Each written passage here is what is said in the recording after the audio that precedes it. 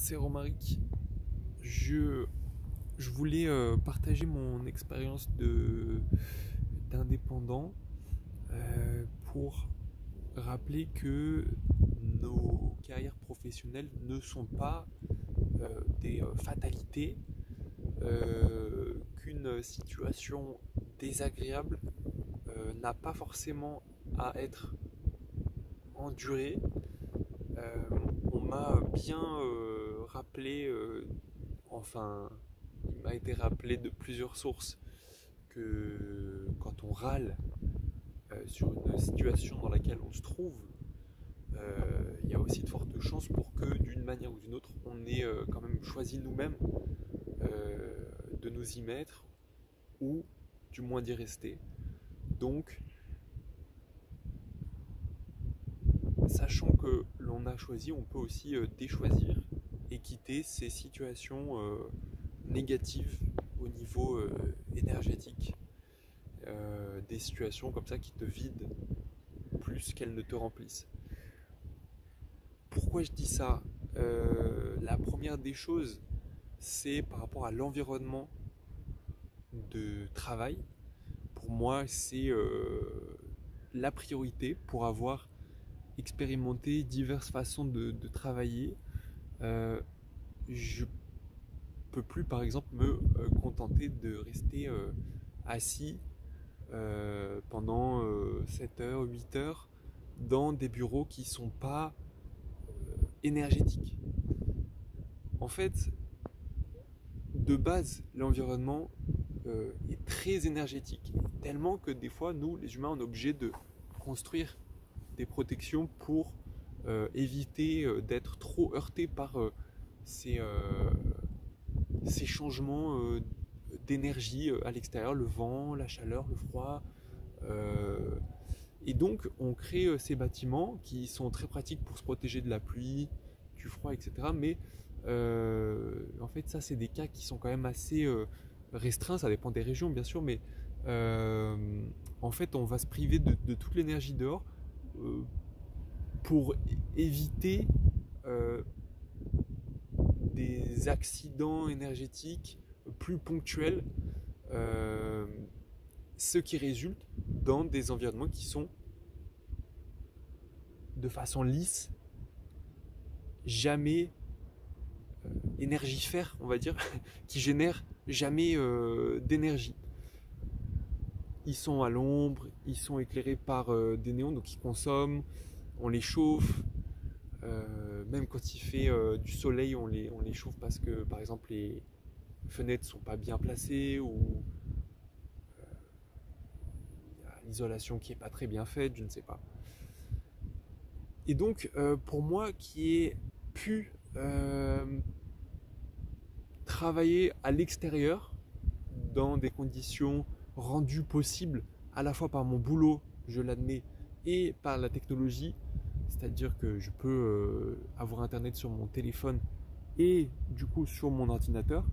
Ça, je l'ai constaté dans plusieurs pays d'Europe, c'était dingue. Et là en France, je pratique du coup depuis des années quand je suis freelance, ce que j'ai recommencé à faire depuis 1 an et demi déjà, un peu moins.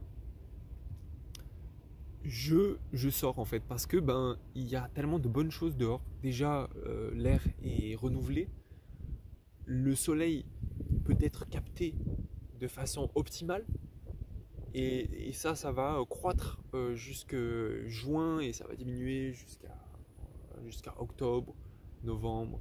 Il sera toujours possible de sortir à certains moments et donc par exemple je veux pas être contraint dans mon environnement de travail de rester dans des environnements peu énergétiques alors que dehors il y a tout ce qu'il faut pour se sentir mieux.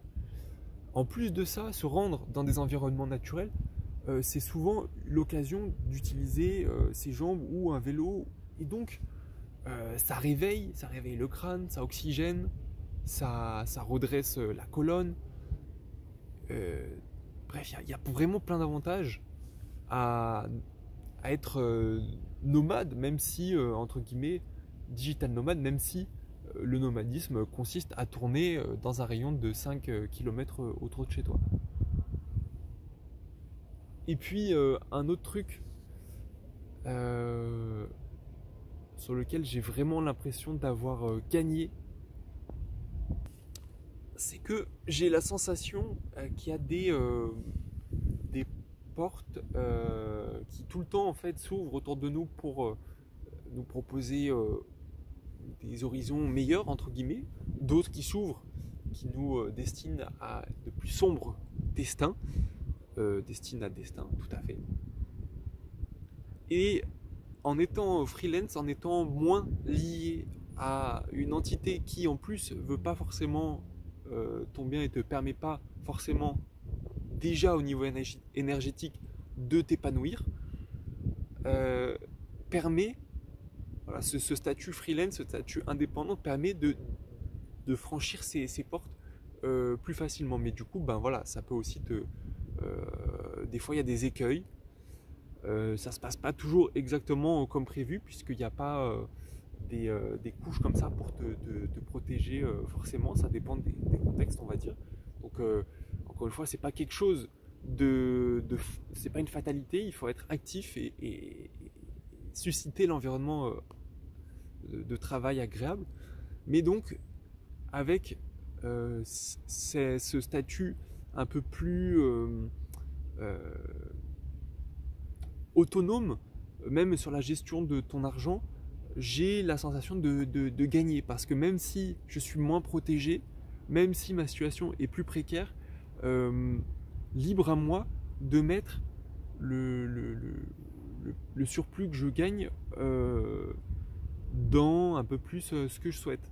Même si je sais que cet argent, c'est normalement ce que le salarié il cotise sur Pôle emploi ou la retraite ou des trucs comme ça, enfin plutôt mutuelle, etc.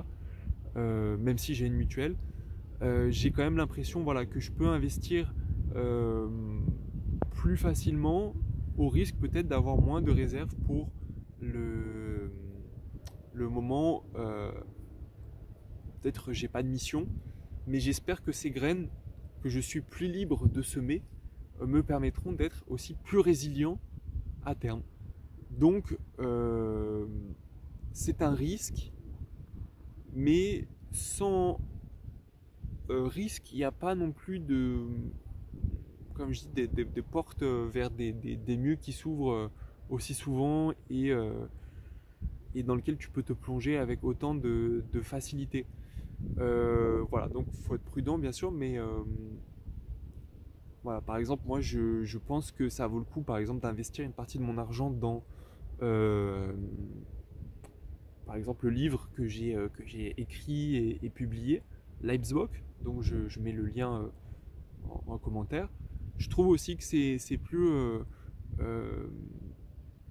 intéressant d'investir mon temps dans certains de mes sites perso parce que j'ai la sensation que ça me permet de développer ma résilience en me faisant découvrir pour d'autres choses que ma simple activité de développeur et je l'espère ce qui me permettra peut-être d'avoir un ou plusieurs autres revenus plus liés à ma création dans le futur. Ça je sens vraiment que ça serait impossible dans les circuits de salariat que j'ai expérimenté. Déjà parce que ne gérant pas ton temps, tu as rarement l'énergie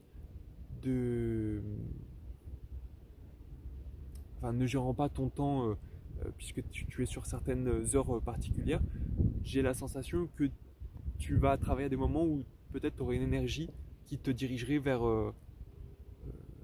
autre chose de plus rentable, à commencer par bouger, faire des efforts physiques. Il y a des moments dans la journée où il vaut mieux être debout, marcher, faire des trucs avec son corps plutôt que de rester assis devant l'ordi. C'est la conclusion à laquelle je suis arrivé. Et du coup, ça permet de concentrer les phases de production aux heures les plus productives, de les soutenir avec du coup aussi beaucoup plus d'heures de réflexion qui vont être permises par notamment le fait que tu te déplaces ou que tu fais des tâches quotidiennes qui ne demandent pas beaucoup de concentration et qui souvent sont aussi salvatrices pour résoudre des problèmes, moi personnellement dans mon boulot de développeur.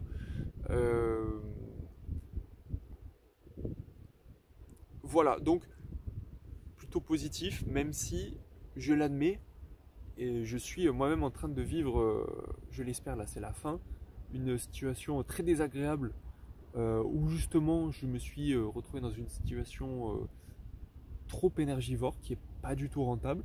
Donc ça fait partie des risques du métier. Je pense que dans le futur je saurai mieux cadrer ma prestation. Je saurai aussi peut-être mieux varier mes activités pour ne pas être contraint d'accepter aussi ce genre de missions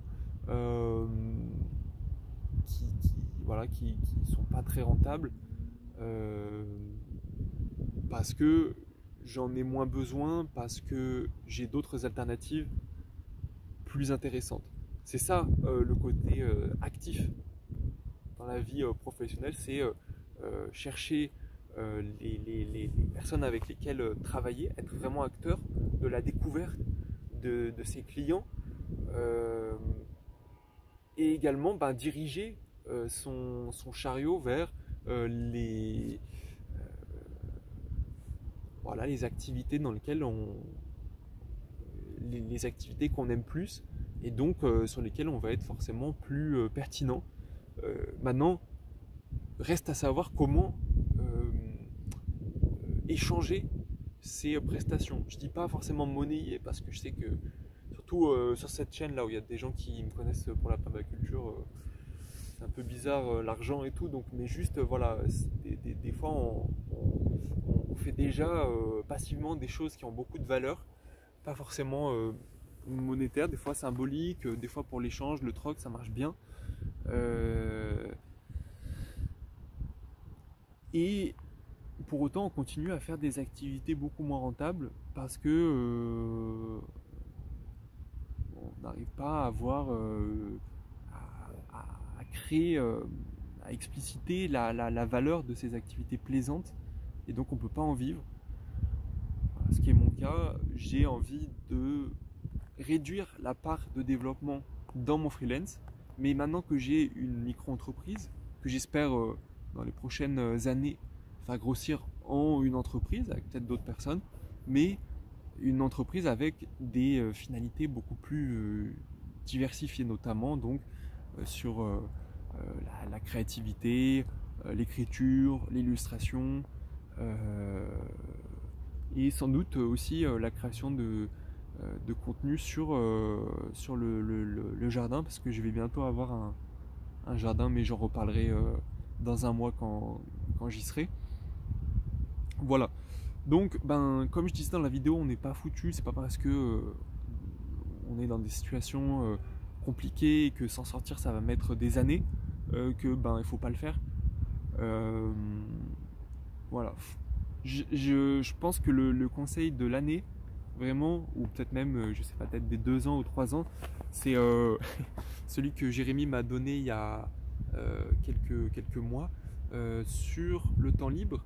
Quand on a du temps libre, on a aussi tendance à aller vers de la distraction, des trucs comme ça qui nous font oublier les situations désagréables dans lesquelles on se trouve. Mais si dans le temps libre que tu t'en sers que pour te distraire, il n'y a pas un moment où tu vas investiguer ta vie et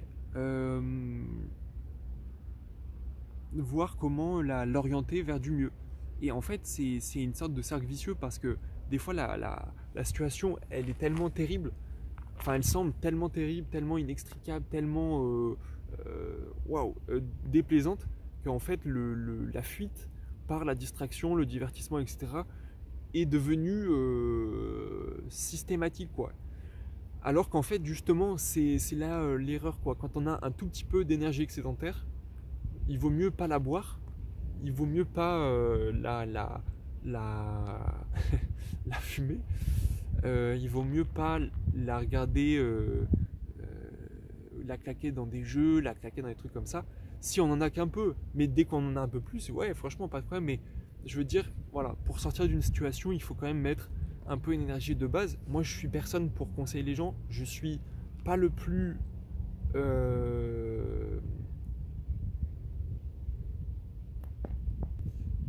déshérité, on va dire. Enfin, j'ai pas un immense, j'ai pas vraiment de capital si ce n'est celui que j'ai reçu de l'école dans la vie. Mais justement, j'ai quand même pu acquérir ce capital, donc c'est peut-être plus facile pour moi d'en parler. Mais j'ai quand même la sensation que même avec un revenu faible, c'est possible de mettre un tout petit capital de côté qui permet à certains moments,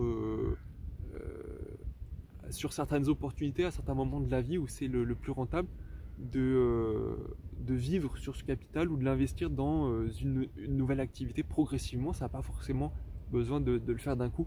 Mais voilà, c'est ça aussi, être acteur.